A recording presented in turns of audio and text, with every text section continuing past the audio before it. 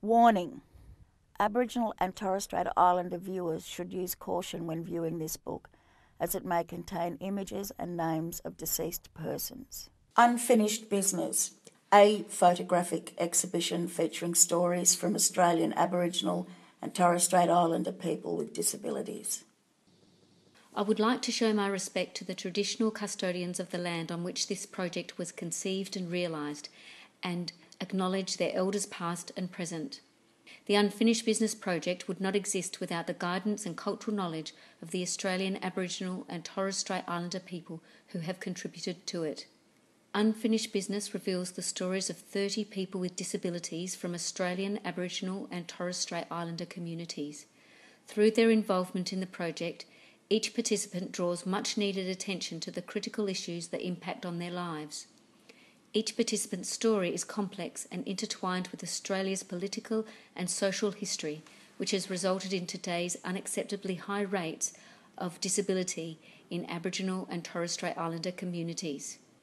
The exhibition was launched in September 2013 at the Palais des Nations in Geneva by Mr. Tokayev, the then Director of the United Nations Office in Geneva, and Peter Woolcott, Australia's Ambassador to the United Nations. The work was displayed to coincide with the 24th session of the Committee of the Rights of Persons with Disabilities, the CRPD, a body within the Office of the High Commissioner for Human Rights. The project was supported by the First Peoples Disability Network and the Department of Foreign Affairs and Trade through the Australian Mission in Geneva. In December 2013, the exhibition was displayed at the World Health Organization headquarters in Geneva. The exhibition will be shown at the United Nations 2014 World Conference on Indigenous People in New York. The narrators are predominantly high-profile Australian Aboriginal and Torres Strait Islander people who have given their support to the participants and the concerns that they have expressed. All the narrators have contributed in their own right to improving the human rights and lives of all Australian Aboriginal and Torres Strait Islander peoples. The exhibition consists of 30 3D lenticular backlit photographic portraits of the participants, plus a narrative-style video interview of each participant. The interviews were made by Dieter and Liam Neeram. This project also has an app which will enable people with sensory, cognitive and learning impairments to engage with the project. You cannot argue when someone says "I feel." It's not our right. It's part of our own journey to learn empathy rather than compassion. Our own reaction exposes us to ourselves and reminds us that we all need the ability to listen when someone lays their naked soul in our path. And that was Belinda Mason speaking, the photographer of Unfinished Business. I would like to introduce you to the narrator of this book, Gayle Kennedy. Gayle Kennedy is a member of the Wangebon clan of the Nyampa, speaking nation of southwest New South Wales. She has had stories published in newspapers, magazines and broadcast on radio, and was the Indigenous issues writer and researcher for Streetwise Comics from 1995 to 1998. She is in demand at literary events and workshops and has spoken in Australia and internationally on the issues of disability and culture. She has lived and worked in Sydney since 1973.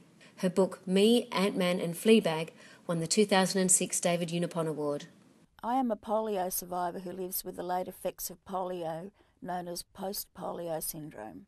I lived a very active and mobile life despite a limp, and was initially shocked and dismayed when I, like my fellow polio survivors, found out that the mobility we had taken for granted was to be severely compromised to such an extent that from 2004 I found myself in a wheelchair full time. As post-polio syndrome progressed, I also found that I suffered from fatigue so debilitating I had to give up working full-time and go to part-time. It eventually progressed to the point where I had to give up work altogether. I went from someone who had never considered herself as having a disability to someone who clearly had, and with all the incumbent difficulties: lack of access, lack of equity, frustration at dealing with bureaucrats that did not seem to listen or understand my needs, and finally, but most importantly, I seemed to become invisible. I joined the People with Disability tribe, the Shadow People. As a member of this group, I soon discovered that people without disabilities talked about, around, over, and to the people who accompany us. never to us. Our opinions are rarely sought, and when they are, will often be ignored. We are told what we need, when we will get it, if at all, and how the services we need will be delivered. For the first time in my life, I felt disempowered. Spontaneity was not an option anymore. Now everything had to be researched, planned. I could not, and still cannot, accept invitations anywhere without first finding out if they have access and facilities. And I'm still amazed at the lack of access and equity in this country. I became depressed and grieved deeply for my old freewheeling, spontaneous life. In spite of being constantly told that I had to buck up and get on with it, I allowed myself a time of grieving and eventually came up for air and rebuilt my life to what it is now, a rich and fulfilling one. When I started moving in circles where I met other people with disabilities, I found that on the whole, and in spite of the barriers that society puts before us, they also lead great lives full of love, romance, travel, work and family. We know and understand that our disabilities are part of us, but they don't define us. It is society that has to learn to understand that. One of the things that I and other people with disabilities are concerned about is how we are depicted across the whole of media spectrum. We are portrayed as noble victims, trotted out on television to the rising strains of Wind Beneath My Wings, achieving things meant only for non-disabled people. The message, though, is not one of achievement for its own sake, but rather is one that is a wake-up call to non-disabled people to stop whining and get on with it. If this poor so-and-so can achieve this, what gives you the right to carry on? Look at them and thank the powers that be that you are not in their situation. The media particularly loves a little mop-topped, smart-mouthed child with a disability to drive this message home. We people with disabilities call it inspirational porn. The thing I love about this book is that the subjects chose how they wanted to be portrayed. They provided their own text to accompany the photographs, approved all additional text, and chose the narrators for the audiobook. This is what gives it such quiet power. Not all the people in this book have a disability, but are advocates for those who do. Not all the people have visible disabilities. What these people all have in common is that they are all extraordinary, some for their achievements, some for sheer dogged persistence in the face of almost unbelievable obstacles, and others for the very act of survival against the odds. Their gifts and powers are all part of their DNA, part of the very fabric of their being, and they would achieve and survive in any circumstances because it is who they are. This book brings people with disabilities, advocates and carers out of the shadow. They are front and centre and in your face, right where they belong. Gayle Rankin's portrait is called Narrandjeri Woman, and Gayle says, Our Indigenous people in Australia, we're 3% of the total Australian population, but of that 3%, the last statistics reveal that at least 50% of that population, of that 3%, is affected in some form of disability. So it's very high numbers for our people. I mean, you must remember that there is no word for disability in any Indigenous language.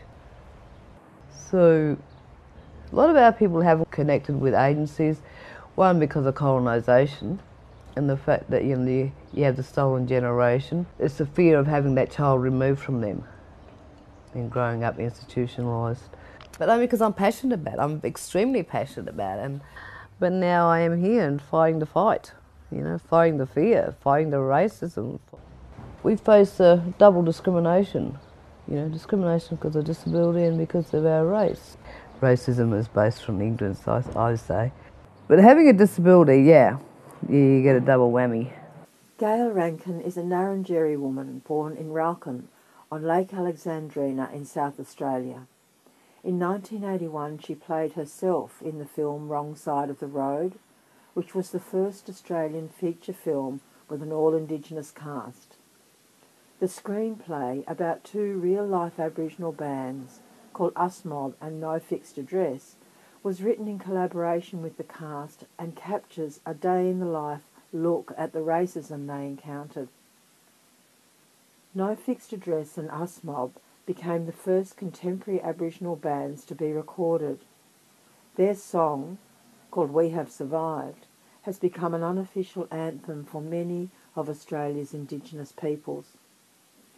The film still continues to be featured in national and international festivals. In her early 30s, Gayle's leg was amputated as a result of cardiovascular disease.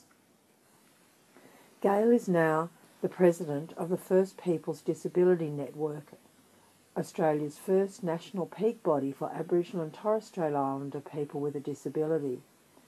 Through her role with First Peoples Disability Network, Gayle is also involved with organisations such as the Australian Federation of Disability Organisations, Motivation International Australia, and the National Congress of Australia's First Peoples. She was a panellist at the 15th EU NGO Human Rights Forum on Accountability in Brussels and has been a regular speaker at the UN Permanent Forum on Indigenous Issues. Gayle is determined to address the needs of Aboriginal and Torres Strait Islander people with a disability to bring about positive change and culturally appropriate service delivery. Thank you to Robin. Robin Quiggin is a Wiradjuri woman and the CEO of the Australian Indigenous Governance Institute. Elder Yami Lester's portrait is called Maralinga, and Yami says, in 1950s, there was a British government and Australian government made agreement to have a bomb testing in Australia. They're not far from here, and I was only a little kid. They were working there testing of bombs, and the first one that let it go was called Totem 1. We heard it here loud and clear and feel the ground shook. We seen radiation full out over our camp. It was moving very quietly and very deadly. After that I went blind on the right eye straight away, and on the left I had some sight left. Yami Lester is a Yankuchara man, an Aboriginal man from South Australia. In the 1950s, while he was a young boy, he became severely vision impaired by an ominous black mist that rolled in from the desert and engulfed his family's camp. After the mist passed, his family group became violently ill with vomiting, diarrhea, outbreaks of severe skin rashes, and vision loss. Some of them died. This black mist was fallout from British nuclear tests at Maralinga and Emu Junction. In the 1950s and 60s, the British government conducted nuclear tests at Maralinga in South Australia. A total of 7 major tests were carried out, as well as hundreds of smaller trials. These tests exposed both the servicemen stationed at Maralinga and the local Aboriginal inhabitants to hazardous levels of radiation. Contamination of the sites with radioactive materials is predicted to remain active for hundreds of thousands of years. Yami Lester's most significant contribution to the rights of Aboriginal people was in helping gain public recognition for the effects of the atomic test at Maralinga and an acknowledgement of the catastrophic ways Aboriginal people have been affected. Yami's actions helped lead to the McClelland Royal Commission in 1985 to examine the British nuclear tests in Australia and their effects. The Royal Commission ultimately found that there were still significant radiation hazards around many of the original test sites, and that rehabilitation of the area was necessary. Its recommendations included group compensation for the Maralinga Character people and an extensive long-term clean-up operation to restore the land. In 1993, the British government paid the Australian government £20 million toward the clean-up. In 1994, the Australian government paid the Maralinga Character Indigenous inhabitants of the Maralinga area a compensation settlement of $13.5 million. The land where the testing had taken place was returned to the Maralinga Character people in December 2009. Many still question whether the land is actually yet safe for human occupation. Thank you to Peter Ford, the founder and CEO of Control Bionics and a great mate of Yami's. Roy Mundine OAM is a retired Warrant Officer Class 1 of the Australian Army. He is also a Vietnam War veteran and his portrait is called The Soldier. Roy says, and I went forward to check this place out. And when I was moving forward, I tripped a mine and it blew my leg off. If you're the leader of the push, if you go down, if things don't work properly, you will all go down. You will all end up dead. That's what you've got to do. Yeah. You're no good till I'm dead. Yeah. You're no good till I'm dead. But, that's it. It's a fact of life. As I said, life's a death sentence. Numerous reprieves, make the best of it. On the 25th of April 1969, during Operation Surfside in Phuk Thoi Province, Corporal Mundine was leading section commander with one platoon, A Company. On approaching a suspected enemy area, Corporal Mundine deployed his section on the ground and moved forward alone to reconnoitre the enemy position. He sighted enemy bunkers and was about to signal further instructions when he detonated a mine that severed his lower right leg and caused severe wounds to his back and his other leg. Members of his section started to move forward to his assistance into what was later shown to be an enemy minefield. Corporal Mundine, although in considerable pain, ordered his section to stay out of the area and directed them to new fire positions after giving full details of the enemy bunker system. For over 40 minutes, he continued to give instructions to his section and refused to allow any members of the platoon to move near him until engineers had cleared path through the minefield. This occasion was typical of his outstanding leadership.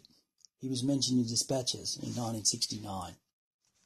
Aboriginal and Torres Strait Islanders have served in virtually every conflict and peacekeeping mission from the Boer War to Afghanistan. In 1914, Aboriginal and Torres Strait Islanders could not vote and were not counted in the census. But once in the Australian Imperial Forces, they were treated as equals. They were paid the same as other soldiers and generally accepted without prejudice. After the war, in areas such as education, employment and civil liberties, Aboriginal and Torres Strait Islanders, ex-servicemen and women found that discrimination remained. The repression of Aboriginal and Torres Strait Islanders increased between the wars as Protection Acts gave government officials greater control over Aboriginal and Torres Strait Islander people. Aboriginal and Torres Strait Islander political movements, including the Aborigines Leagues and the Aborigines Progressive Association, grew in the 1930s, paving the way for future change. Many servicemen who had returned now lie in unmarked graves as their families were too poor to afford proper burial. Today, the Australian government is assisting these families to right this wrong. Aboriginal and Torres Strait Islanders continue to serve today in regular and reserve units. In Northern Australia, regional force surveillance units, drawn from local Aboriginal and Torres Strait Islander communities, complement regular units. These are the eyes and ears of the Northern Land Forces.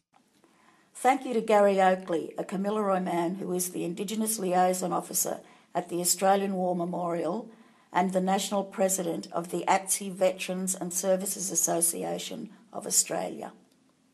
Quaden Georgetown Jr. is a young boy from the Birai and Gubba Nations, and his portrait is called The Activist. Quaden's mother, Yarraka Bales, says, Yeah, I'm the mother of a 2-year-old boy with achondroplasia, which is the most common form of dwarfism. Not knowing anything about it was the scariest part. Nothing can ever prepare you for, the doctor saying there's something wrong with your child. So from that day on, our lives have never been the same. And now it's just joy. He's been born into the best family. And he has, No one looks at him differently. He's treated the same, he gets disciplined the same. It just makes me happy just thinking about him, And this little man just lights up our lives. And it'd be hard to imagine life without this boy. He's just beautiful. We've never seen a black small person in the First Nations community. He's an amazing little man. But I keep saying to him, you're going to grow bigger. You won't be as big as your dad or as big as Pop or your mum. But you will grow bigger and you will be able to drive a car, play soccer or football or ride a motorbike. You will be able to do those things. It's just that you're going to be a little bit shorter in the arms and legs. But it's interesting watching him grow up and thinking ahead about what might be in store for this boy. What's life going to bring him? Life's challenges, the discrimination, the taunts, the racism, all of that. But he's going to be well grounded in culture and identity, and that's where his strength is going to come from. Thank you to Tiger Bales, Quayden's grandfather and chairman of the National Indigenous Radio Service. Carol Carter is a Kamilaroi woman and Bankstown elder. Her portrait is called Malpractice. Carol says, when the elders in Bankstown were made aware of the basic card coming here, we wanted to know if there was going to be any consultation or if they were enforcing it without people's knowledge. You can't take people's rights away, and this is our rights and our self-worth, our integrity that people are knocking down. You can't be kicking people while they're down. They need to prop them up and listen to us and have that welfare. People do consultations for them to explain exactly what was going on in this area of the basic card, which it is the intervention. Doesn't matter what colour you paint it, it's still an intervention into people's lives. It's not on. Auntie Carol Carter acquired Guillain-Barré syndrome as a result of malpractice by her local doctor who failed to check her medical records and prescribe medication she is allergic to. Within 48 hours, she was hospitalised. Her body's immune system attacked part of the peripheral nervous system, leaving her paralysed. Carol was unable to access services that would have provided her with compensation, and by the time she was able, that opportunity had passed. With the thought of living in a nursing home environment, her self-determination enabled her to finally live independently. This determination extends into her local community in Bankstown as she campaigns to improve greater consultation processes. The Basics card was introduced as part of the Northern Territory intervention or Northern Territory emergency response in 2007. This policy was a massive assault on the human rights of Aboriginal people and has been condemned by the UN Special Rapporteur on Indigenous rights for its overt discrimination. The Racial Discrimination Act was suspended to allow for wide-ranging controls over the lives and land of Aboriginal people. The Basics card is one of these control measures. It restricts what Aboriginal people can buy with social security payments, only allowing access to approved items such as food and clothing at government-approved stores.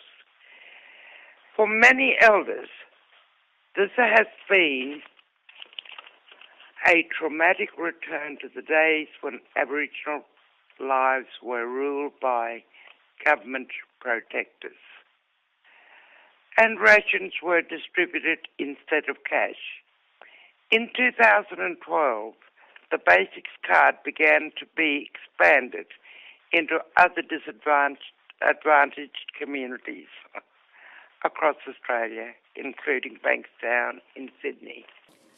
Thank you to Rosalie Kunoth-Monks, who is a human rights activist and elder of Utopia Homelands. Eve Kitchener is a Wiradjuri woman and artist. Her image is called Stolen, and Eve says, they said they had this place up at Hay, was a Japanese prison, and they turned it into an institution for young girls, and you weren't allowed to talk, eyes on the ground. I got raped there, and was only a girl, and I hate the feeling of when you know that when you try to trust somebody fully and you don't know when that's been broken and you don't know if it can ever be put back together again. They try to break me down, but I tell you something, they never broke my spirit. I wouldn't let them break my spirit. I said, you can bash the hell out of me, you can do whatever you want. I said, but you're not going to break me down. In 1961, at the age of 5, Eve was stolen from a family where they lived on the Lane Cove River in Sydney. Her institutionalisation included continual sexual abuse and no preparation for the world beyond. At 18, she was legally an adult and removed from what she knew as home. She was left in King's Cross in Sydney, uneducated and with no money. Not by choice, Eve became a sex worker and was drawn into the dark underbelly of human trafficking. Eve was continually raped and gave birth to a daughter that she gave up.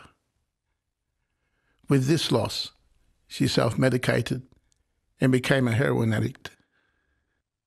Eve found that her brother had suffered a similar fate and also struggles with mental health issues. When Eve found her little sister, she discovered that she had been adopted into a white family who treated her well, and this created a void between them. Due to Eve's experiences, some of her fears and illnesses have been passed on to her children. The daughter Eve gave up for adoption has never been able to reconcile with her. After a friend was murdered, she escaped 2,000 kilometres north and found the sanctuary of a loving partner and more children. They have been married 27 years. Unfortunately, the emotional scars of her past have never enabled her to kiss him. Thank you to singer-songwriter Archie Roach, who was a Bundjalung and Gunditj Mara man. Gary Umbagai is a Dambiganari Assistant Ranger Coordinator. His portrait is called The Hanging Tree. And Gary says, I'm from Mounjum near Derby, WA, up in the far north Kimberley. We have a big problem of alcohol in the community, and there's a lot of mental problems. Every suicide that we had, they see the ambulance come around and the policeman, they got a person hanging from the tree, and them kids, 8 or 9 years old, see this, and they think it's normal. If I had a magic wand, I would make everything right in our community, educate our kids about their culture, about their health. We need to get our people back out to our country. That's if I had a magic wand. Gary Umbagai was given the name Willingi. He is an Aboriginal man from the Warara tribe. He lives in Mounjum, a community just outside Derby in Western Australia. Mounjum is a word taken from the Ngaringman language. It means settled at last. The community is made up of 300 people, and the majority of them belong to one of 3 language groups, Warara, Wanambal and Ngaringman. Gary feels that suicide has been normalised in his community. He said that suicide was unknown in traditional Aboriginal culture and there is no word in language for this. When someone suicides, they cut down the tree from which they hang themselves. People believe this must be done for spiritual reasons and to help the healing process. Gary's brother Radigi committed suicide in Mounjum in 2007. Gary is pictured at the base of a hanging tree that has yet to be cut down. In more recent years in the Kimberley, there have been 25 suicides, 21 in and around Derby and Mounjum during a 12-month period. This was more than the Australian Defence Force fatalities in Afghanistan during the same period. Mounjum and Derby are typical of many remote communities where many children are not in school. What they see around them is despair, joblessness and aimlessness among their young adults. This gives youth little incentive to believe in the value of a school education. What they see depicted on television about the affluent communities and cities around Australia is not what they see in their own communities. In 2012, a Northern Territory Select Committee on Youth Suicide tabled its report into youth suicide and found the obvious, that there are significantly higher rates of Aboriginal suicides when compared to the national average. The report highlighted the underlying causes to Aboriginal and Torres Strait Islander youth suicide as mental illness, substance abuses, sexual abuse, and trauma, but failed to highlight acute poverty and a suite of rights denied to this day to Aboriginal and Torres Strait Islander people in many of these troubled communities. What is missing in many of these communities are the pathways and access to opportunities and to the benefits of education and hard work, which the rest of Australia does have access to. These communities continue to be neglected by state and federal government jurisdictions and their agencies. Effective services and continued community support for social and community infrastructure have not been provided or continued in these communities. Instead, they are dilapidated third world environments. Thank you to Kidji woman Joseph Farah, who is MP for Kimberley, WA. Gayangwalalara is a Warnindilyakwa woman and Vice Chairperson of the MJD Foundation. Her portrait is called The MJD. Gayangwa says, I live at Narugu, Rhode Island, and this is my story. Talk about the MJD. From my two sisters and down to my younger brother, they've got this MJD. And I was the luckiest one that didn't have the MJD. But with my brothers, I never sat next to them and never talked to them about this disease. I only said to them, I wish that I could help you, feed you, but our culture say that now because I'm not allowed to sit next to my brother or even feed him. It's our culture. Only I used to go and grab something for them and gave them someone else that I asked to help them. We used to help each other. We did our best and treated them as a normal person. We never treated them as MJD Clyde, no. My families are from Rhode Island in the Northern Territory. There is a sickness in our family. It's called Makara-Joseph's disease. It is a bad sickness that makes our body stop working properly. And we pass it down to our children. It's starting to come to the children earlier than the parents took. It takes away our talking and our walking and everything very hard. We need help to do everything, every little thing, but it not hurt our thinking. We can still think very well. It makes us sad, but our family stays strong to help each other. Melinda Lallara is Gayanwa's niece. She also has MJD. Makara-Joseph disease, a long-term and progressive neurodegenerative condition. Makara-Joseph disease is an inherited autosomal dominant disorder, which means that each child of a person who has the defective gene has a 50% chance of inheriting the disease. In addition, the mutation is typically expanded when it is passed to the next generation. This is known as anticipation, and it means that their disease onset is approximately 8 to 10 years earlier than their parents. Progression of the disease is accelerated and symptoms are more severe. Thank you to Libby Massey, who is the Director of Research and Community Services for the MJD Foundation. Jake Briggs is a Wonnarua and Kamilaroi man who is the chairperson of the Aboriginal Disability Network New South Wales. His portrait is called Soul Deep, and Jake says, being a quadriplegic, when I had my accident, jumped into a pool and skimmed the bottom of the pool, and my neck creased back and just slightly pinched on the spinal cord, which swelled up and starved all the oxygen off to the rest of my body. Yeah, just being a fair-skinned Aboriginal, it was hard, especially when people wouldn't recognise that, yeah, Koori. But I've always said it, you don't have to be black to be black. Being like of my complexion and, you know, what I look like I've never not thought of myself being not Aboriginal. Like I've always felt like I've fit in. That's a good thing. I always felt that, you know, I belong. I'm going to talk about Jake Briggs, who refused to accept the disadvantaged label that has been placed upon seemingly the whole of First Australians and also people with disabilities. Most Aboriginal and Torres Strait Islanders leaders dreamt of being treated as full citizens of this country with full access to education.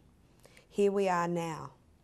But if we allow Indigenous people to think they can't do anything or the system is against us, what is the point of learning? No ifs or buts. Every Indigenous child needs to attend school. One day, I dream of many Aboriginal doctors, accountants and public servants. Now we live in a world full of possibilities. And Jake shows this to us, of people who are victorious and refuse to accept the disadvantaged label. I'm pleased to say that there's many examples of Indigenous leaders who are victorious. They do not accept the left's intellectual racism and the disadvantaged label. They are the Aussie battlers working hard in the community to lift their people, create hope, and to let them believe that anything is possible. They have a humbleness and a real sense and connection to their country and to their land. And this is where they draw their strength from as being proud Aboriginal Australians. Thank you to Warramai woman Josie Cashman, who is the Managing Director, Riverview Global Partners, and a member of the Prime Minister's Indigenous Advisory Council. Murray Burns survivor Jandamara O'Shane's portrait is called Tattoo. And Jandamara says, yeah, as I was getting a drink, he just came in and poured petrol over me and lit me up. I was 6 years old when it happened. My feelings towards him are, well, I do forgive him, you know, because what I've been through made me who I am today. Because I'm just Aboriginal myself, we're all the kind of people that, you know, like to stick together and no matter what happens. Jandamara is a Murray Indigenous Australian who at age 6 was the victim of a fire attack whilst playing at a schoolyard in Cairns, Queensland, on the 10th of October 1996. His given name comes from the Aboriginal resistance fighter, Jandamara. The perpetrator, Paul Wade Streeton, arrived at the school carrying a 5-litre can of petrol and never revealed why he chose to attack O'Shane. Out of the group of children in the playground, Streeton drenched Jandamara in fuel and set him alight with a cigarette lighter. With burns to 70% of his body, O'Shane was not expected to live. He required long periods recovering at the Royal Children's Hospital in Brisbane and years of skin grafts. Streeton was arrested and later convicted for the attack. He was sentenced to life in jail. Jandamara has forgiven his attacker, and life has brought him additional joy through the birth of his young son. Thank you to Samantha Harris, who is an internationally renowned model and ambassador for the National Centre of Indigenous Excellence in Sydney. Joanna Aguas is an Narungga woman and the Deaf Arts Officer at Accessible Arts. Her portrait is called Sound of Silence, and Jo says, I didn't accept the fact that I was deaf because I wanted to be like a hearing person, something fitting with their world. I didn't know where I should be fit. Mum never told me about my nationality until I was 14, and I asked her, why didn't you tell me this before? She said, because you're deaf and you wouldn't be able to understand. But then when I met my dad when I was at age 21, he said, Jo, you should be proud. You're an Aboriginal woman and you're deaf, and that's for who you are. It shouldn't change. Even now, my dream, and I have a vision to to help young deaf Aboriginal kids to achieve in life. Joanna's mother contracted rubella while she was in vitro, resulting in her being born profoundly deaf. She was encouraged by her mother to learn to speak, as her mother was unable to accept Joanna's disability. From uttering her first word, water, at the age of 4, she fought for acceptance. Because her speech was imperfect, bullying at school discouraged her to participate in a world in which she felt she did not fit in, no matter how hard she tried. Joanna decided that every time a person would ask, she would tell them she was from Spain or that she was a Maori, so that she could be accepted. Then at the age of 21, she met her father for the first time. Joanna's vision is to empower other young deaf Aboriginal people to be inspired by her father's words and achieve acceptance on their terms rather than the conditions of others. Joanna's career aspiration is to assist deaf and hearing impaired Aboriginal people in Australia through education, Aboriginal and deaf identity, social development skills, communication skills and health, delivering this in Auslan as well as Indigenous native signs. Her goal for the future is to set up a centre that caters for both deaf and Aboriginal people, tending to all their various needs, including language, cultural issues, health and healing. Joanna is the winner of the 2011 Vocational Student of the Year at TAFE Western. Leah Purcell is a Goa Gangari Waka Waka Murray woman and beloved actor, writer and director of stage and screen. John Baxter is a Lacha Lacha and Naranga man and board member of Reconciliation Victoria. He is also a board member of the First Peoples Disability Network. His portrait is called Standing Tall, and John says, being an Aboriginal, I think, gives it a great deal of pride and a sense of purpose as well. And so a lot of the work I do is going out into the community and talking with people, whether it be school groups or senior citizens, making those connections in the first place and showing, well, yes, you know, there are a lot of good, strong Aboriginal people around. They've got their head in the right place and they can not only have a good in-depth understanding of the past, but also looking forward into the future as well, to seeing, well, there are brighter tomorrows. And as a collective group, that we can, you know, change the attitude of people to our kids, grandchildren, our nephews and nieces, to give them a better opportunity at life than we had, I suppose. So that's important. John Baxter was born in 1960 in the tidy town of Robinvale in Victoria's northwest. Being born with the disability spinal bifida paraplegia, he was brought down to the Royal Children's Hospital in Melbourne. However, being born Aboriginal, John was not returned to his birth family, but was fostered out to a non-Aboriginal family in the eastern suburbs of Melbourne. It was not until his late teens that John finally got to meet his brothers and sisters and his father. Through his teens, John had a growing awareness of his Aboriginality and sought to reconnect with his mob. That first meeting with Aboriginal family and his growing independence and freedom of mobility changed the focus of his life. Uncle John Baxter is a proud Lachi Lachi Naranga man who throughout his life has sought to gain a deeper understanding of his culture and what it means to be Aboriginal. Furthermore, he actively helps others in the community, bringing awareness, encouragement and reconciliation to so many around him. One of the things that concerns John is the complex situation of how best to empower the First Peoples of Australia and their communities towards genuine self-determination. History records that external policies, which have often been enforced with a heavy hand, have had a profound and devastating effect.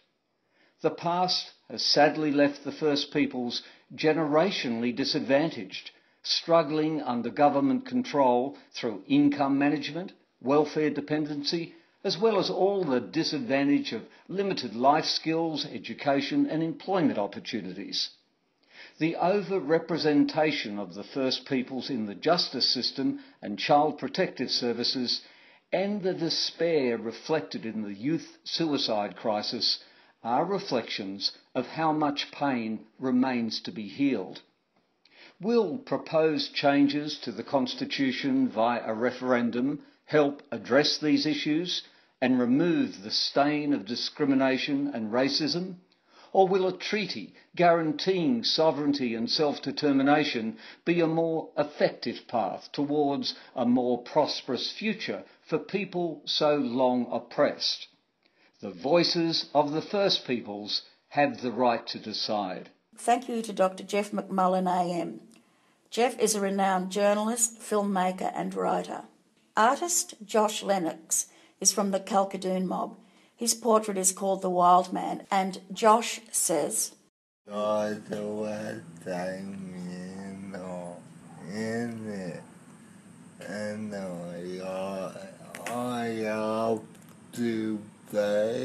and I ought to be Aboriginal person. But the moment feel happy, I can enjoy. Josh Lennox is a proud Kalkadoon man who at the age of 2, as a result of a car accident, acquired a severe brain injury that left him with cerebral palsy type impairments. In November 2010, he joined the Nanjumadi art group, which enabled him to connect with other Indigenous people with disabilities. He has been mentored by an uncle who has taught him how to use the freedom of expression within art to communicate. Each colour represents an emotion. Purple and pink is a wild man in him. Green is growth, black and brown for pride in his heritage. Blue is calming, yellow is joy, orange is life. He is very happy that Ita Buttrose purchased one of his paintings. Paul Calcott is the Aboriginal and Torres Strait Islanders Cultural Resource Manager of the Sun Care Community Services, Nanjumarji Indigenous Art Group for Aboriginal and Torres Strait Islander people living with disabilities. This has enabled Josh to engage with other people with disabilities and share their stories. Art is soul. We are living souls, and as a creation of a God that has given us the ability to be creative, art enables me as an artist to have expressional freedom. There's no disability whatsoever, whether it's physical, emotional, intellectual, that can stop us to paint how we feel. And when we feel the urge to paint with colours that dance, colours that talk, and colours that connect to our emotions, then that's what a true artist is all about. Having a disability is an ability to paint whatever we want. And as an artist, we have the right, we have a gift of expression, and there's no disability in that gift. It is purely what it is, an expression of love, an expression of joy, and colours give us that connection. Colours in art, especially in contemporary Aboriginal art and traditional, are from the land. Ochre is our foundation. And to connect with ochre, to connect to the country, is the songlines. The songlines are stories of our Creator, of how we become to be. Thank you to Durrumbal woman Bibi Barber. Bibi is an artist and inventor. June Oscar is the CEO of Maninwarn Tikura, a women's resource centre. Her portrait is called The Matriarch, and June says, I am the grandmother of Hudson. It was not right that our little children were growing up in this environment who are living their lives with unique and complex needs as a result of alcohol exposure in utero. So in 2007, the women got together and made a strong and final decision that we would apply for alcohol restrictions in our community. We want our people to know that this is their community, that this community cares about them, and that we are prepared to make hard decisions and stand up. June Oscar, of Punaba descent, was born in 1962 at Fitzroy Crossing, Western Australia. She was sent to Perth for her secondary education at the John Forrest Senior High School. She left school at age 16. After returning to Fitzroy Crossing, June worked for the State Community Welfare and Health Departments.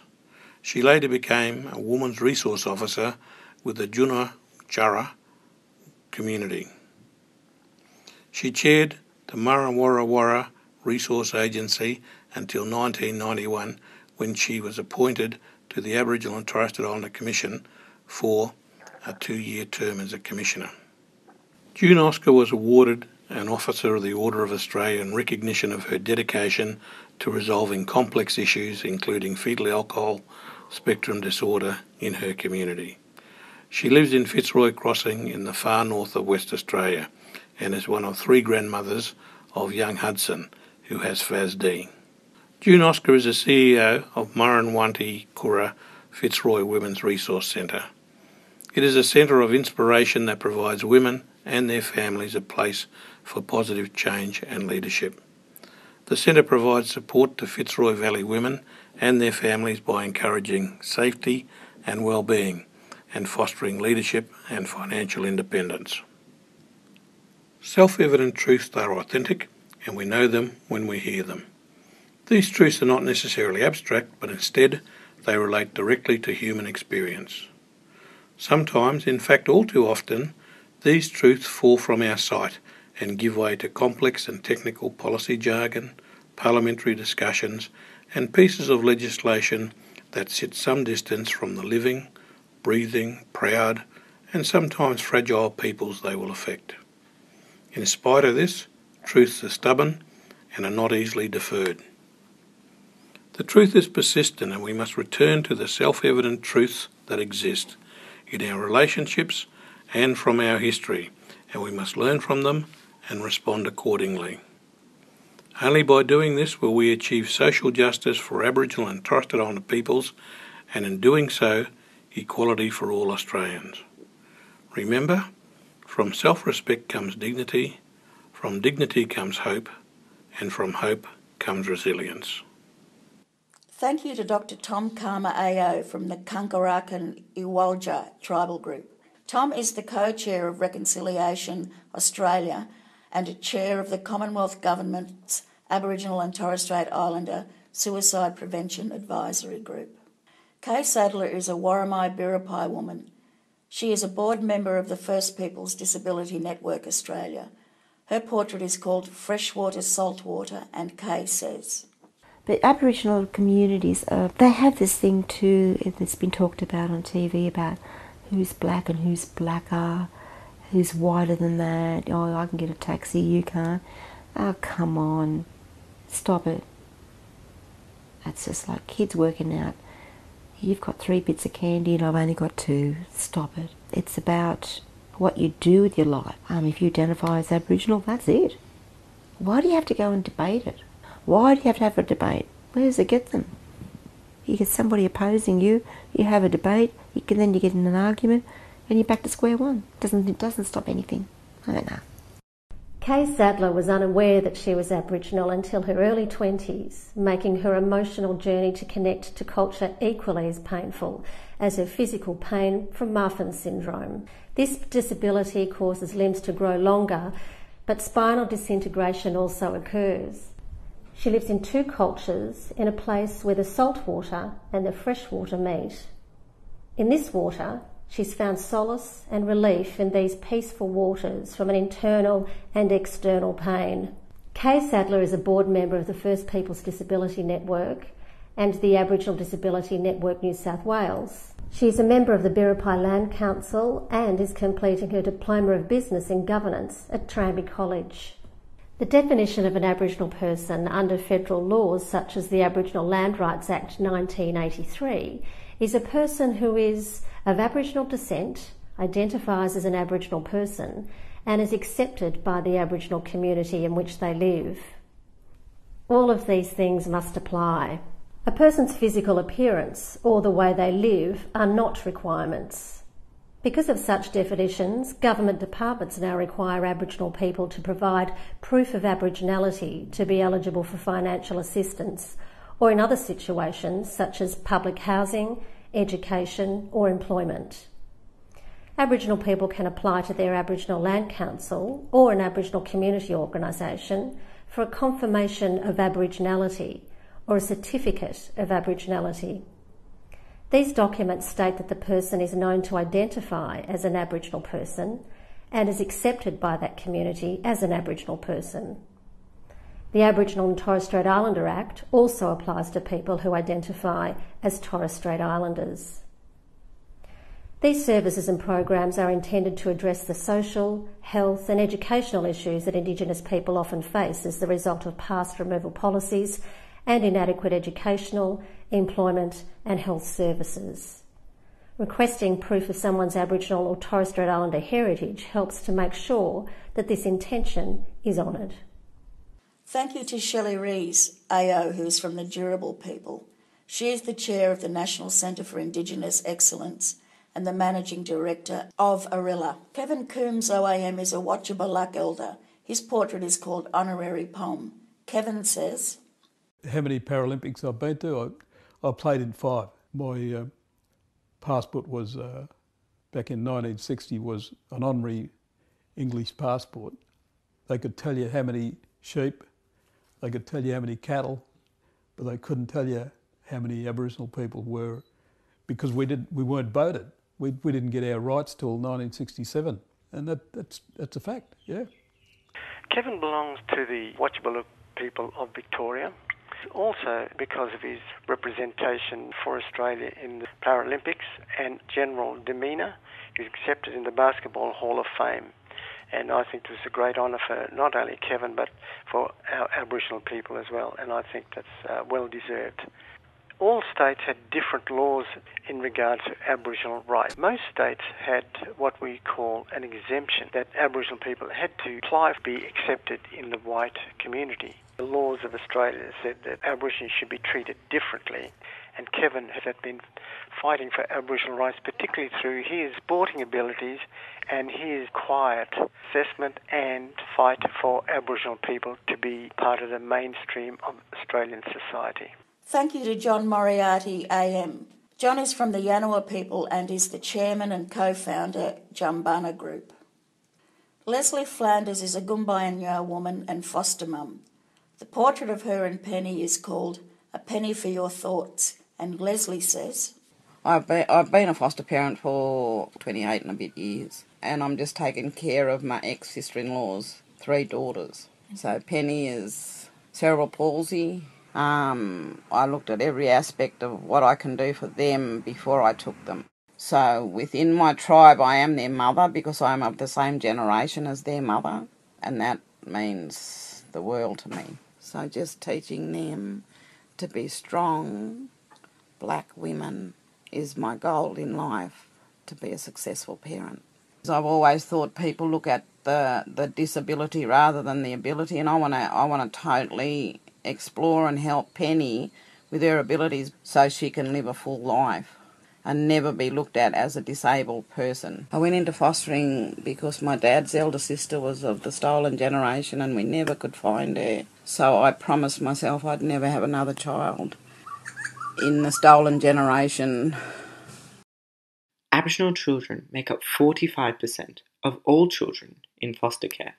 The Department for Children Protection and Family Support tries wherever possible to place Aboriginal children within their families and local communities, ensuring to safeguard their cultural identities.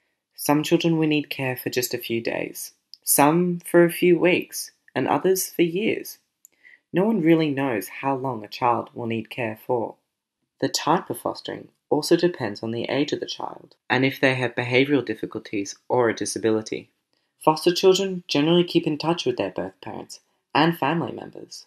Auntie Leslie told me that birth children come from your belly, but foster children come from your heart. Auntie Leslie has fostered over 40 Aboriginal and Torres Strait Islander children. I remember spending time with Auntie Leslie and the girls. I saw how much love and care and attention that she gives each one of them. She has allowed the girls to blossom into strong, young, beautiful women. Auntie Leslie is undoubtedly the girls' tribal mum. Thank you to Dita and Liam Neeram from Neeram Brothers Productions. These young men filmed the interviews that accompany the portraits. Lester Bostock AM is a Bundjalung elder. His portrait is called The Statesman, and Lester says, I got into film making and video making, and I was one of the founders of Metro Screen, and way back in about 30, 40 years ago, and there was nothing around at that time for Aboriginal people to be involved in the arts. I was able to set up the Aboriginal Disability Network. I got the SBS Aboriginal radio program up and running, the Aboriginal Radio Network, and SBS's Aboriginal unit. Well, I set that one up. I've done so many things, and my whole life it's been reacting to needs. Yeah, that was what it was all about, helping other people and creating change. Lester Bostock is a Bundjalung man with disability who has been at the forefront of promoting and protecting the human rights of Aboriginal people with disability in Australia over several decades. Lester publicly introduced the concept of double disadvantage and how it relates to Aboriginal people with disability as long ago as 1991, when the Mayor's oration he raised the issue in a paper entitled Access and Equity for People with a Double Disadvantage. As well as the leadership Lester has shown in consolidating the further development of the Aboriginal Disability Network New South Wales, in 2003 Uncle Lester was awarded with life membership to People with Disability Australia, a leading non-government disability rights and advocacy organisation. In addition to his disability advocacy work, Uncle Lester is widely recognised as a member of the Order of Australia as one of the pioneers of Aboriginal media in Australia. In recognition of this, a scholarship for Aboriginal filmmakers has been named in his honour. Aboriginal filmmakers Wayne Blair and Warwick Thornton were both mentored by Lester. He has received numerous other awards for community service over the years, including a Centenary Medal and the New South Wales Law and Justice Foundation Award for Aboriginal Justice. And he is the 2010 NAIDOC Elder of the Year. Thank you to Wayne Blair, Bachelor Mananjali Waka Waka Man, who is an acclaimed actor, writer and director. Koori woman Lepreen Clark is an actor and artist. Her portrait is called The Kooyung, and Lepreen says, I am Koori inside my blood, in my body. I am so proud because I'm living in town. It was called Spirit Land.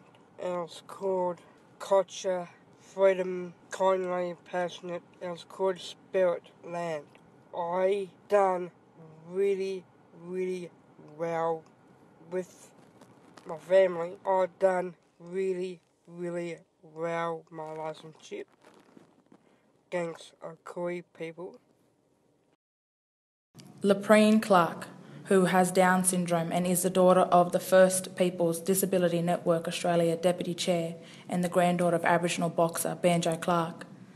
The story of Kooyung is an important cultural part of their lives, handed down for thousands of years.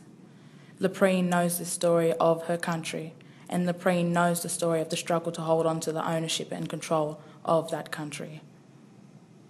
Inherited legacy. Who are you obligated to?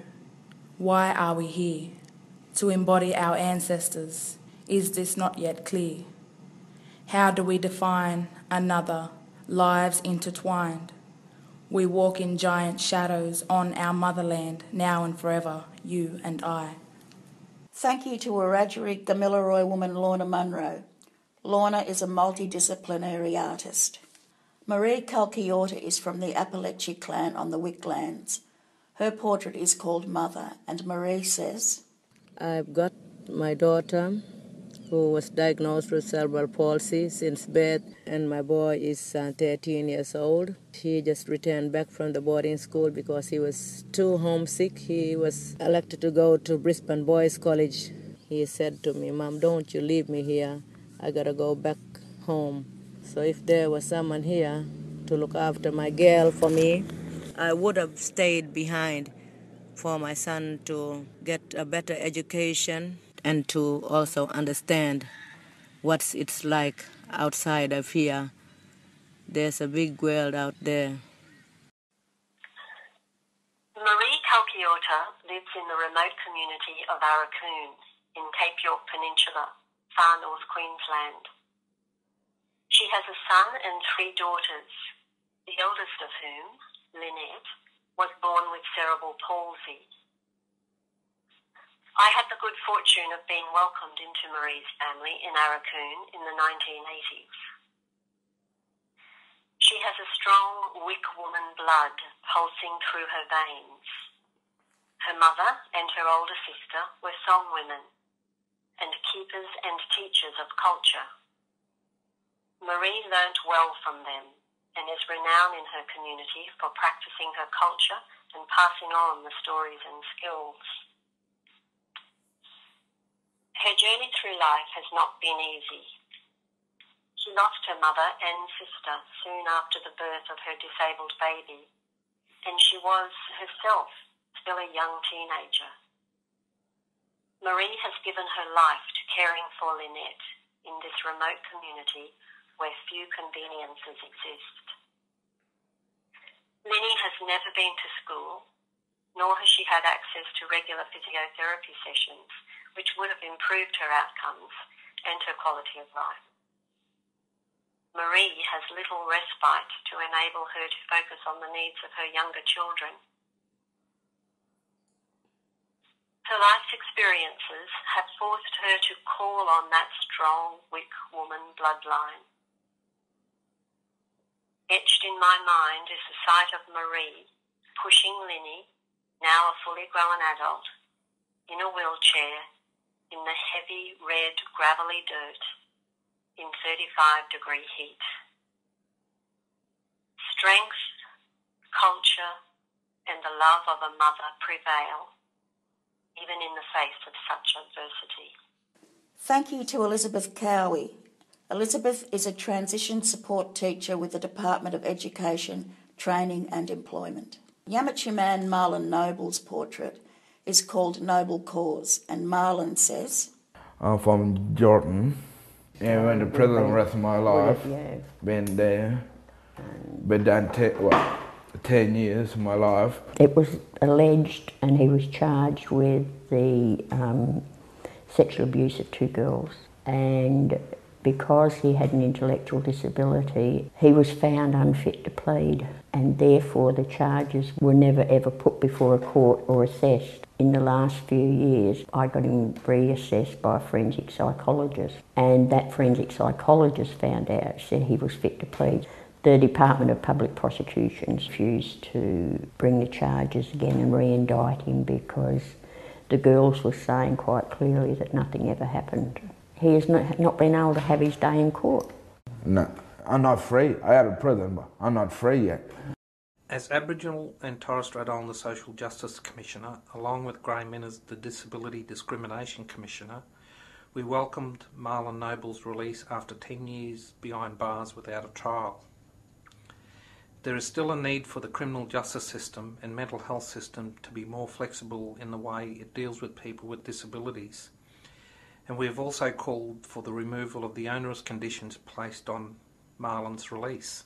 Despite being found unfit to stand trial in 2003 and never actually being convicted of anything, Marlon has remained in prison after being accused of sexually assaulting 2 girls in Western Australia in 2001. Even though Marlon was never convicted, the conditions attached to his release treat him like a convicted criminal. Marlon needs to be given an opportunity to clear his name, and he needs to be able to return to the life he was robbed of over 10 years ago. The conditions attached to his release read like a lifetime punishment, but it is for someone who has never been found guilty of anything. For example, he is not allowed to stay anywhere other than his home place without permission of the West Australian Mentally Impaired Accused Review Board, something which could prevent him from travelling to visit the grave of his mother, who was murdered while he was in jail, unless he has that board's permission. The law needs to be reformed so what happened to Marlon never happens to anyone ever again. Thank you to Mick Gooder, who is the Aboriginal and Torres Strait Islander Social Justice Commissioner at the Australian Human Rights Commission. Mick is from the Gangaloo people. Nora and Mavis are artists from Yuendamu. Mavis's portrait is called The Purple House. Her friend Nora Nelson, who has since passed away, says, with permission, Yeah, on year 2000, when I was really sick, I was in the hospital, diabetic and kidney problem. 8 months in the hospital. I didn't know that I was really sick. Then I went to renal and I'm all right here. And I come to Purple House. I come here, sit down and talk about my kidney, that I'm feeling sick and sometimes good. I'm happy with kidney. I'm happy. I'm all right, saying like that. I done a painting in Darwin Courthouse. It's on the floor where everyone sees it. End-stage renal disease is endemic in remote parts of Australia. For many people, they must choose to leave their families and country and dislocate to regional centres to receive treatment or die prematurely. Dialysis treatment is a commitment of 3 days each week for the rest of your life. Sitting in a clinic while a machine cleans your blood.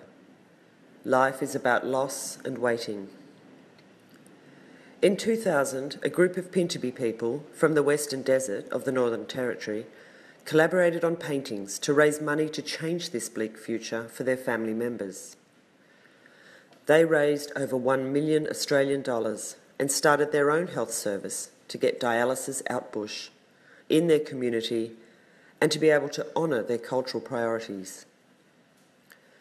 Western Desert, Nanampa, Walicha, Palianchaku, Chutaku Aboriginal Corporation was born.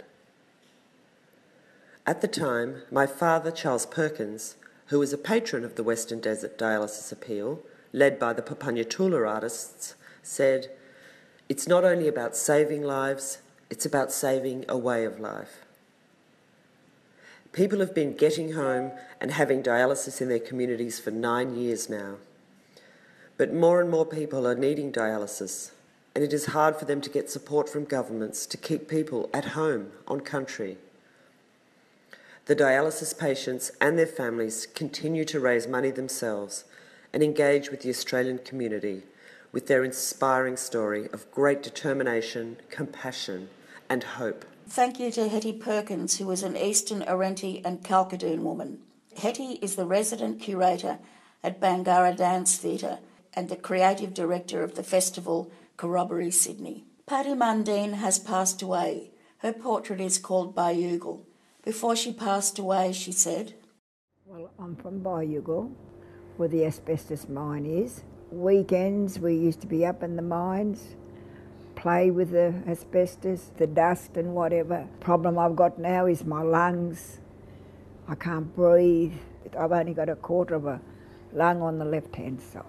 I'm on oxygen day and night, 24 hours. The thing is, because we're Aboriginals, I feel that we are left out of everything. Any doctors doesn't want to recognise it. I have these little cries every day, so it doesn't, I do it every day." Bayugal was a small asbestos mine in north-east New South Wales, which was worked by the Bundjalung people of the area. Dust permeated workers' houses, and women and children were fully exposed.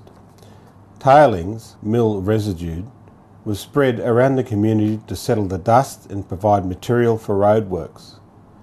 Children played in the tailings and on the mine site itself. Many members of the community, especially men, have died prematurely, but it has been difficult for people to win workers' compensation or compensation from James Hardie because of the generally poor health status of the community and the prevalence of chronic bronchitis and pleurisy, although cases of asbestosis and asbestos-related lung cancer have been clearly identified. Like Auntie Pat, my father, Roy Mundine, was from Bayugal. In fact, he is buried there with 6 of his brothers, most of whom died as a result of lung disease. He was one of the lucky ones, as he didn't work at the mine. He moved our family of 11 children down to Sydney when I was 7 years old. It is very easy to become overwhelmed by Indigenous health statistics, not only the data itself, but also the immensely complex interconnectedness of health problems, health risk factors and social issues.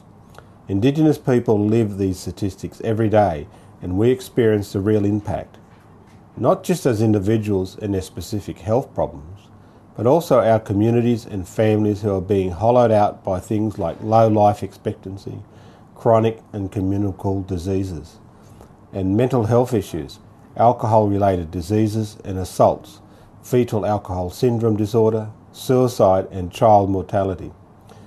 These problems have an ongoing social, cultural and psychological impact on communities and families. When it comes to Indigenous health policy and health services, the greatest challenge is bureaucracy, waste and red tape. Of course, for Aboriginal and Torres Strait Islander people, it's not just about statistics. It's about our family, friends and communities. It's about our parents and our children and ourselves. To me, it is a very simple proposition. The success of government service delivery in Indigenous health should be measured by the outcomes achieved. It's about the outcomes and results achieved for Indigenous people. Thank you to Warren Mundine. Warren is from the Bundjalung Gumbunya people and Managing Director Nyanga Black. He is also the chair of the Prime Minister's Indigenous Advisory Council. Nunga Rex Bellotti Jr.'s portrait is called TBA, to be advised. His father, Rex Bellotti, says on behalf of his son. My son walked out the front of this property when the police saw him cross the road. Now, one of the eyewitnesses made the comment in the police report that the vehicle, when they spotted young Rex, that they swerved and made a beeline for him to run him over. After they've run him over, from eyewitness accounts, he was left on the road for something like 20 to 30 minutes before any medical aid was given to him. You can't say that the incident has not brought on any forms of disability. He's got a physical one, he's got a psychological and mental disability. Policing like this cannot continually happen. Somewhere there's got to be give and take, and the only give and take right now is our lives, our children, our people whose lives are expendable. I am the great uncle of Rex Bellotti Jr. Nearly 5 years later, he and his family are still waiting for answers and compensation, for help with his ongoing medical care. The only thing holding his leg together is his kneecap. He needs reconstruction surgery, and if the doctors make one small mistake, he will wake up without a leg or without his life. When asked about the future, Rex Jr. said, "I have to wait. It's been more than 3 years and I haven't received the insurance and compensation. That's wrong, but I'll wait. Then I'll buy a house with the money. I don't know how long they're going to take, but hopefully not as much time as has passed since what they did to me." So there has been no compensation awarded, despite the fact that Rex Jr. is now permanently crippled. The police incident had denied this young man of a chance to make a professional football career or a normal job. All Rex Jr. and his family have been asking for is truth, justice and healing. Compensation will be central to both justice and healing for Rex Jr. and his family. As a Nyungar man over 60 years of age, I know racism as it was always around me. As a child, I witnessed the blatant racism when my family were not allowed to have a haircut by a barber in the local town, or only allowed to sit in front seats of the movie theatre, or to be out of the town by 6 p.m. Today it is applied through the systems of government and hard to challenge, and so racism is institutionalised. Two important places where systematic racism is practised is in departments like law enforcement and health. The results are dramatic, where the avoidable deaths of Aboriginal people are unacceptable, would not be tolerated if it were non-Aboriginal people dying. In one resource-rich region, deaths of Aboriginal people are over 6 times the mainstream average for deaths. But it seems that no one in authority cares. The rates of imprisonment of Aboriginal people in Western Australia are testimony to the informal racist methodologies being employed in the policing and legislative systems. No matter which way you look at it, it's hard to justify how 3% of the population in Western Australia make up over 50% of the prisoner population for Aboriginal women, men and children. Again, it seems that no one cares. If one complains of racism, it is always overruled by the system, where the decision-making power is controlled by the descendants of colonisers. Whilst ignorance of Aboriginal worlds may be an excuse being bandied around by white services, the ongoing denial of the humanitarian support needed for Rex Jr. cannot be excused. You can make all the excuses in the world, but in the end the fact remains that Rex Jr. has not been given the medical and financial support that he needs to heal and build a decent life as a human being should. Thank you to Noongar man Daryl Kickett, who is an ambassador for Red Dust Healers. He is also 2013 NAIDOC Person of the Year. Senior Walpuri man Rex Japananka Granite's portrait is called Japananka, and Rex says, Just because we're black, they look at us as one, and we don't see it. We got our own areas to abide by the laws. With us, we've been trained as, to speak the English. They can't talk our languages, Walbri or any other language that is there. We can speak fluently. They can't. We can speak fluent in our language and fluent in theirs. They don't understand the white world has just come like a big rock and rolled us over. And we're trying to say, no, don't you do roll us over, because we are who we are, and the trees and everything that are around us are connected to us. Rex Japananga Granites is a senior Walpuri man from the Western Desert and a custodian for the Minamina Dreaming and an ordained pastor. He speaks Walpuri and English and has extensive experience interpreting and translating.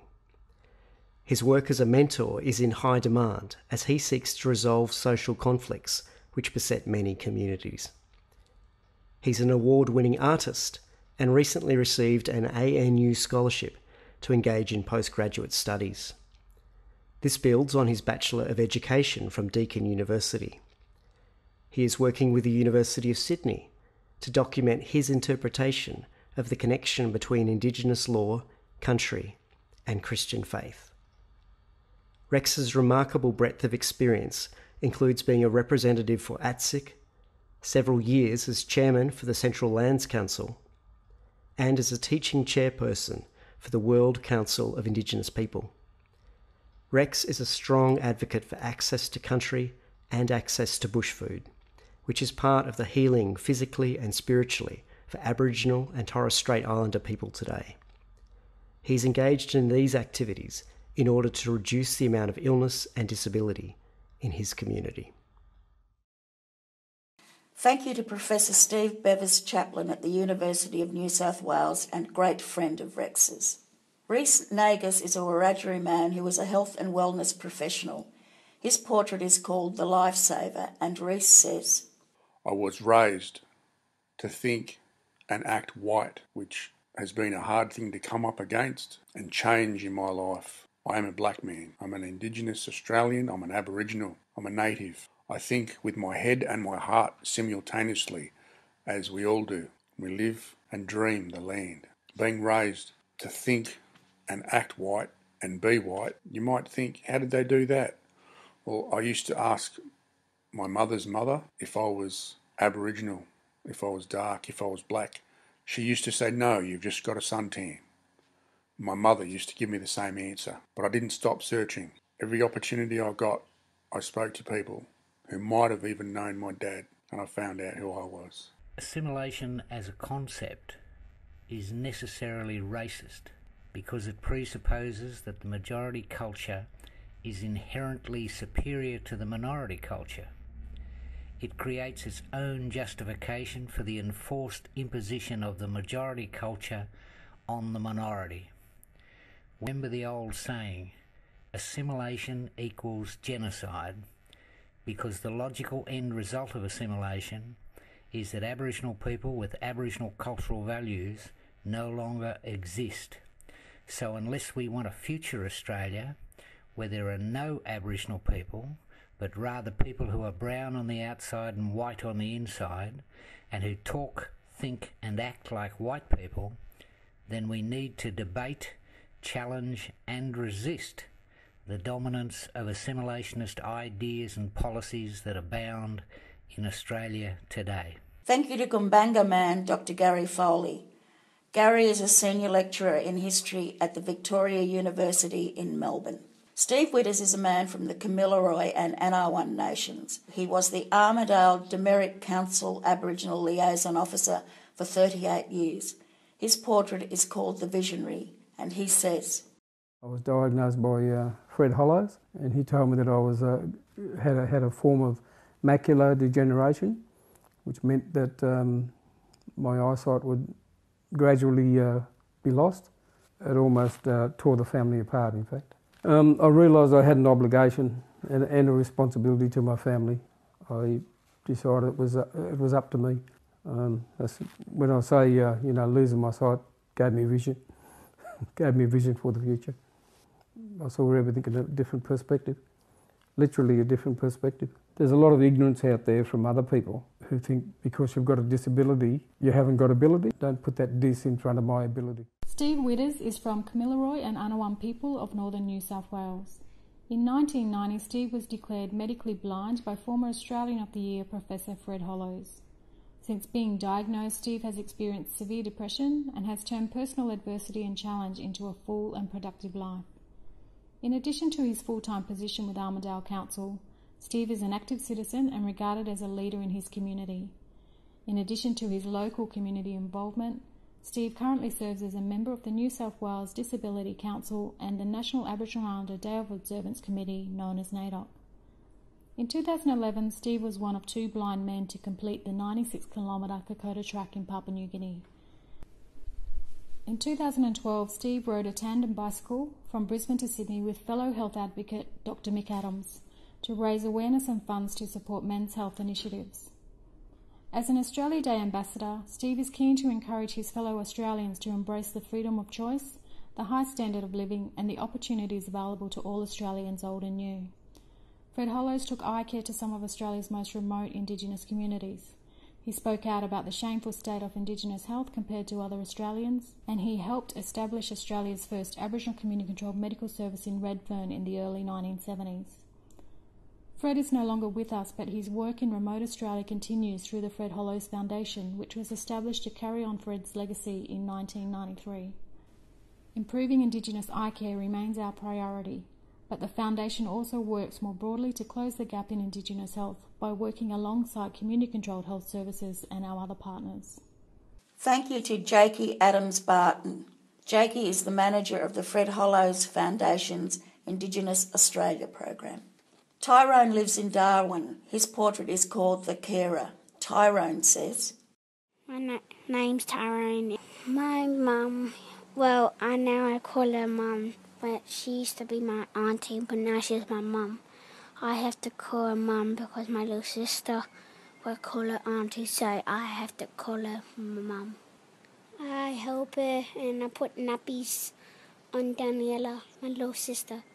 I carry some shopping all the way home for my mum, and it's really good and awesome. I really like it, and sometimes I tidy up the house by myself, no help, and it's really awesome. I really like my life. Tyrone lives with his Aunt Liesl in the suburbs of Darwin. While Tyrone is Liesl's nephew, he has no worries in calling her mum. Liesl acquired a virus when she was a baby, which has affected her motor skills on a permanent basis.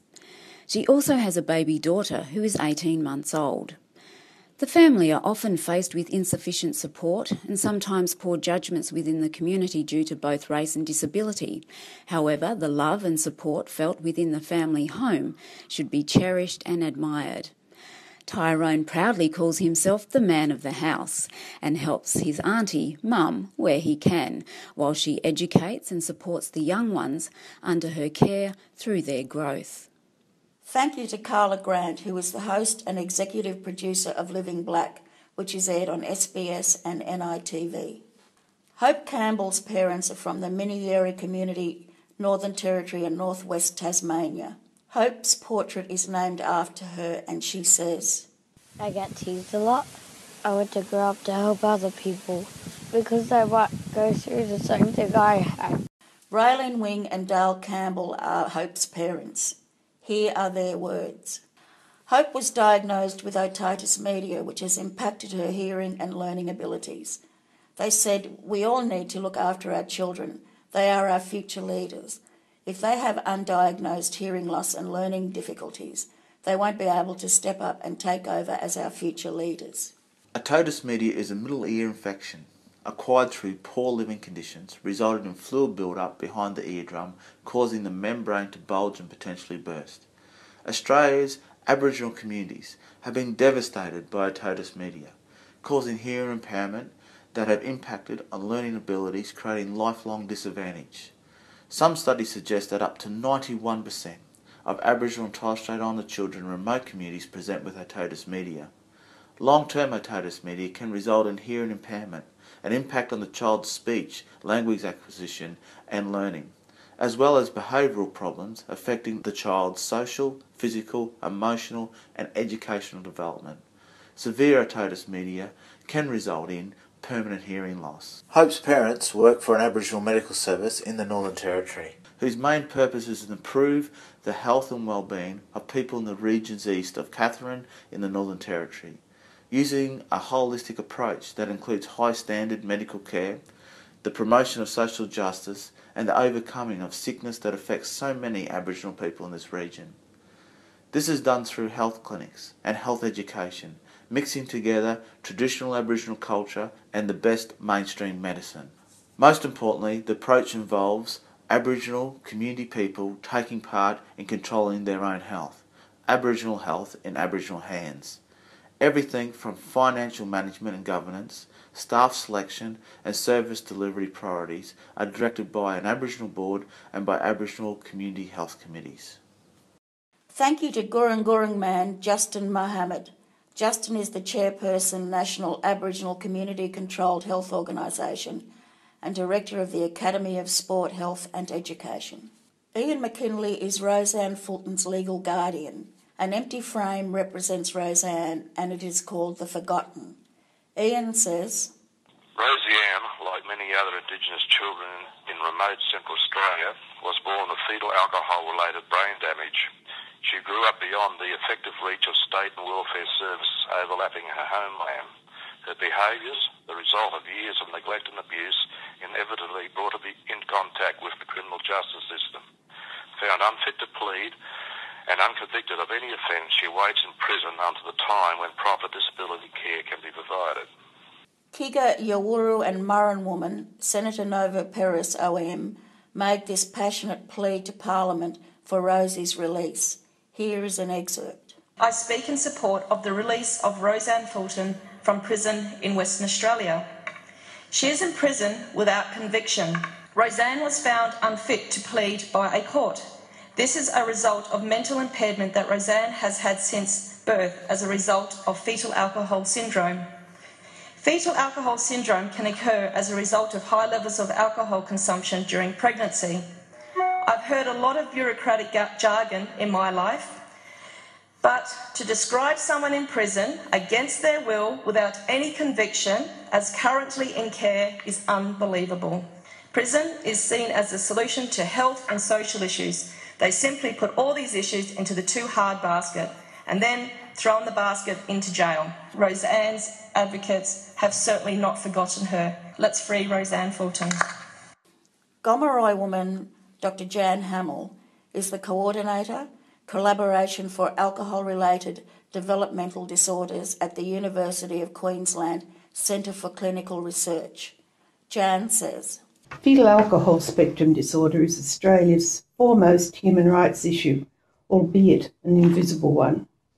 It weighs heavily on families, community, support services, the entire nation, and can be seen in increasing numbers of children and young people being placed in out-of-home care, students falling through the gaps in education, individuals suffering mental health problems, as well as people with disabilities being incarcerated in detention centres and jails. Incarceration of individuals with disabilities inflicted before birth only serves to continue the denial of their human rights across their life course. In Australia, we do not apply the same strict legislation to alcohol as is required by the tobacco industry. Even trying to raise awareness of the dangers of alcohol use during pregnancy meets brick walls. Still, the alcohol manufacturers do not have to bear the responsibility for causing lifelong brain-based damage. That damage has eclipsed the notorious drug thalidomide. In Australia, the rights of the child is secondary only to adult politics. It has to stop. Epilogue. Dr. John Alexander Gilroy, Bachelor of Arts Honours and PhD. John says, "It gives me a great pleasure to congratulate Belinda and the members of the First Peoples Disability Network on the publishing of Unfinished Business. We, Aboriginal and Torres Strait Islander peoples, have endured over 2 centuries of British colonisation of our traditional ancestral lands. Colonisation is one of the main causes of the current high prevalence and incidence of disabilities and chronic health conditions in the populations of Aboriginal and Torres Strait Islander peoples. Nevertheless, we Aboriginal and Torres Strait Islander peoples continue to be amongst the oldest living cultural groups in the world. When I was a young photography student back in 1999, my teacher described the objective of the photographer as opening the eyes of the audience to a life story. Far too often, photography has been used to reinforce the oppressive, ableist culture of Australia. Typically, photographers, particularly in the mass media, focus their eye on the perceived disability of Aboriginal and Torres Strait Islander peoples. For example, the old Aboriginal man in the wheelchair, or the young girl with hearing aids being the architectural symbol of impairment and disability in Australia. As such, disability is the story. I first heard about Belinda Mason during a lunch with Dr. Tom Shakespeare in the late summer of 2011, when he was a visiting honorary scholar for the University of Sydney. I remember Tom describing Belinda as a prominent advocate for human rights for people with disability, using photography as her chosen medium. As a young amateur photographer myself, I was keen to meet her to learn about her work. I'll never forget our first meeting.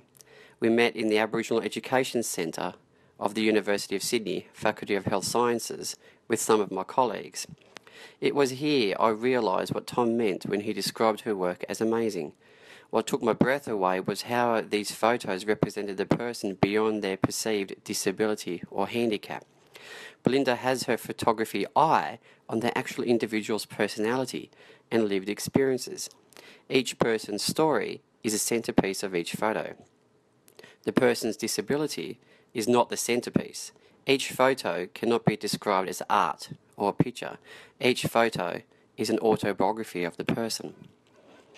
As an academic in the Aboriginal disability rights movement, I immediately saw how Belinda's talent can be used to empower Aboriginal and Torres Strait Islander people with disability in Australia. After discussing this idea with Damien Griffiths, the First Peoples Disability Network agreed to work with Belinda to create a photography book as a means to voice the experiences of Aboriginal and Torres Strait Islander people with disability. Fueled by the spirit of the disability rights movement, Unfinished Business breaks the oppressive cycle of ableism in the photography industry. I describe Belinda's works as photography human rights advocacy. Unfinished Business has one objective: open the eyes of the world to the many life stories told by Australian Aboriginal and Torres Strait Islander people with disability, their communities and families. This is the first published book where photography as a medium is used to capture and represent the lived experiences of Aboriginal and Torres Strait Islander people with disability. Each photo is narrated by high prominent Australian figures to place each photo into its political and environmental context. Unfinished Business shows how our experience of disability is compounded by our experience as Aboriginal and Torres Strait peoples. Reading some of these stories takes me back to when I was a young boy living with profound speech impairment. I experienced discrimination as a special needs child and as an Aboriginal child. Despite this discrimination, like the many Aboriginal and Torres Strait people who participated in the making of this book, I remain strong and proud of my identity and family heritage.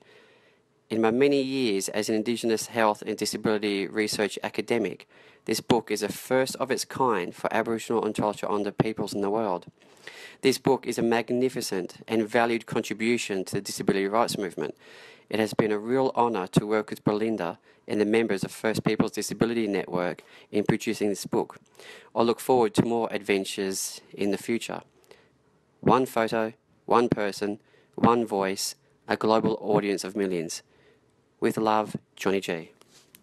Dr. John Gilroy is a Koori man from the Yuin Nation and is a sociologist in Indigenous health at the University of Sydney. John has worked in disability and ageing research and community development in government and non-government agencies for over 10 years. Having completed his PhD in 2013, John is now involved in a range of projects involving Aboriginal people with disabilities, their elders and communities. John is also the founding chairperson of the National Aboriginal and Torres Strait Islander Disability Research Network.